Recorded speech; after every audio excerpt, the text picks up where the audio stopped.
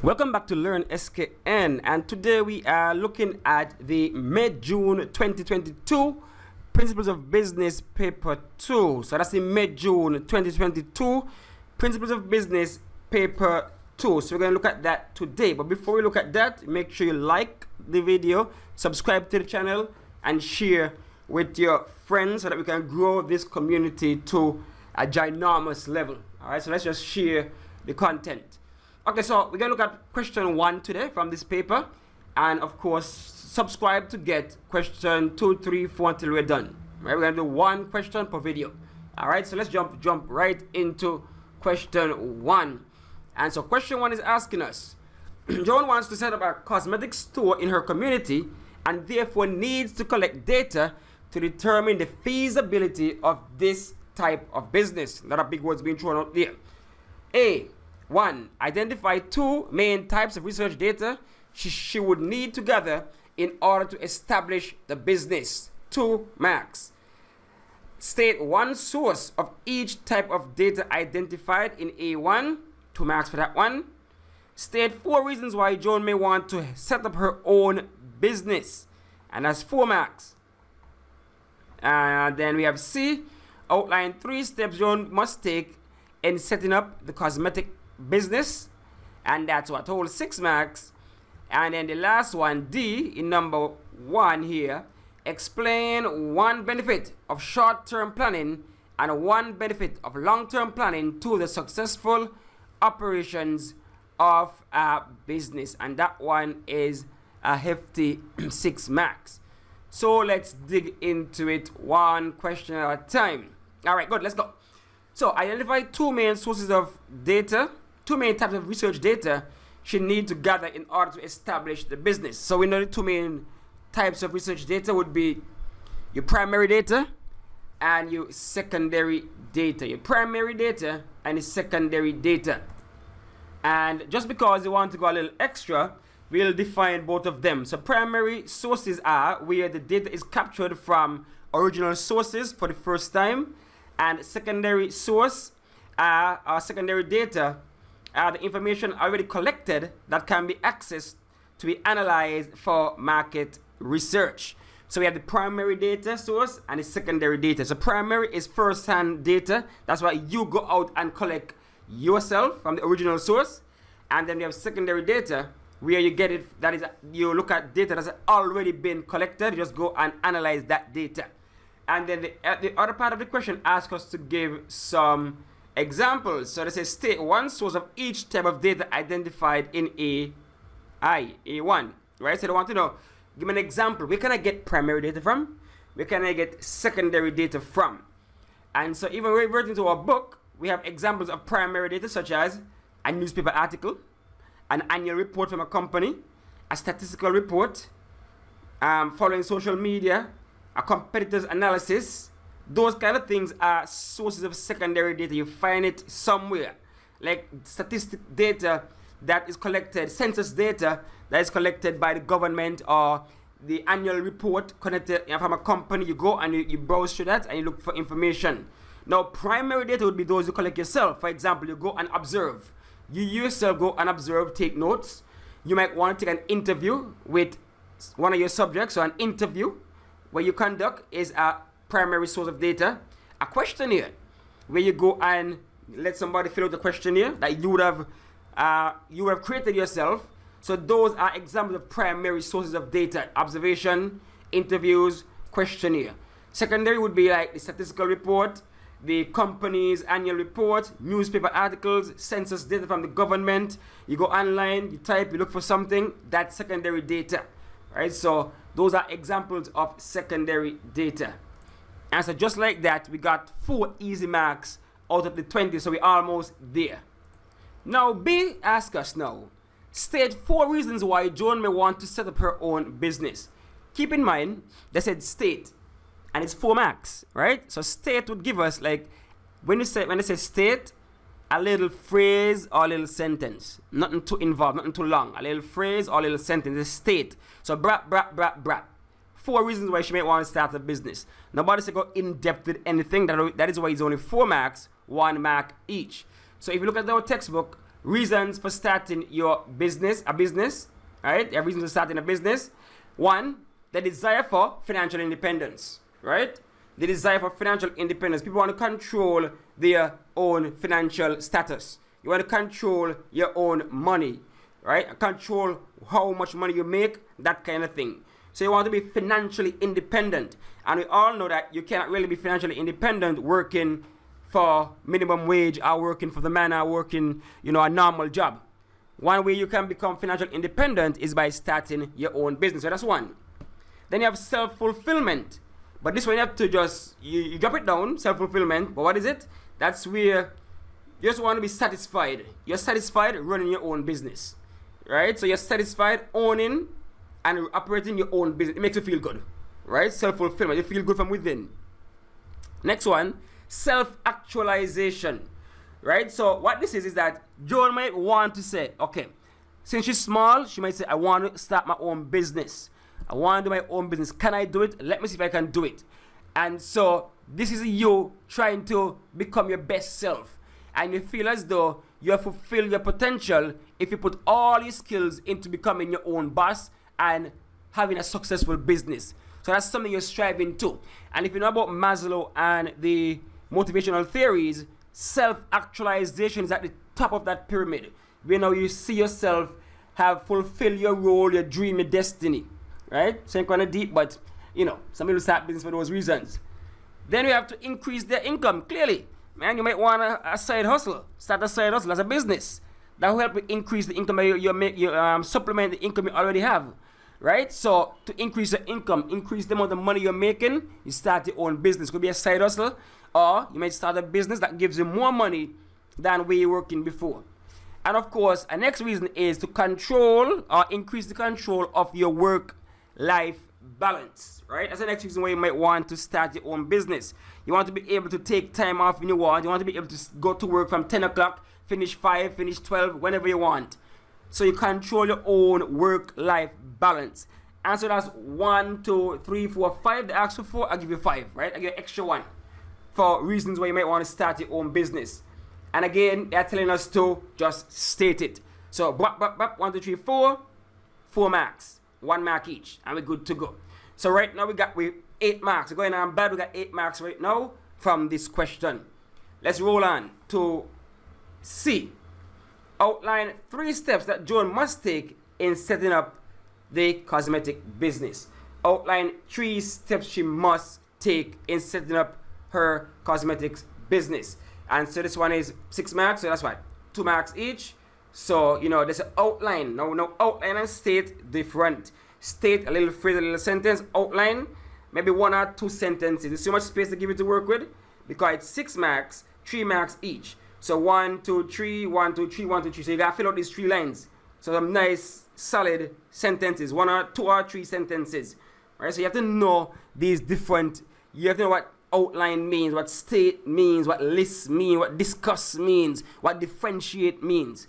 Right, so stick with me and we'll roll through those things as they come up. So outline 2 to 3 sentences to answer each of them, 3 marks each. So here we go. Our textbook giving us all the answers we want, but something we don't want to be too bookish. But for now, we're going to stick with the book, and then once you understand, then you'll be able to add your own 2 cents, you'll be able to expound. So establishing a business, essential steps. So we have conceptualization, right? So we know Joan already passed that step, right? She already passed that step, the conceptualizing step. She already have an idea.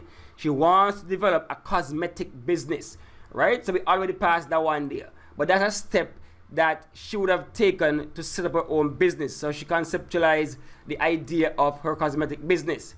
Conceptualization means you get an idea, a concept as to what you want for a business.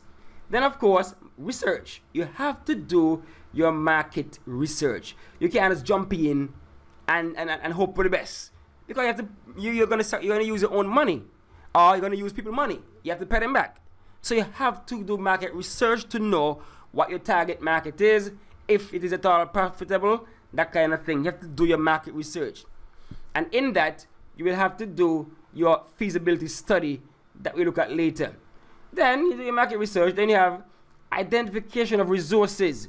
So now you have to start running the business, looking at where you're gonna get the resources, the labor, the factors of production. Where are you gonna get them from? Where am I gonna get capital from? Where am I gonna get the labor from?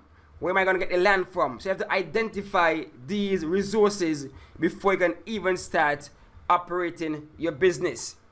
Then you have to create a business plan, right? A business plan would have bring all of these things together, right? Because it helps you to flesh out all your ideas, your conceptualization, if it is viable, your feasibility study to see if the business can actually stand up, if it's actually possible.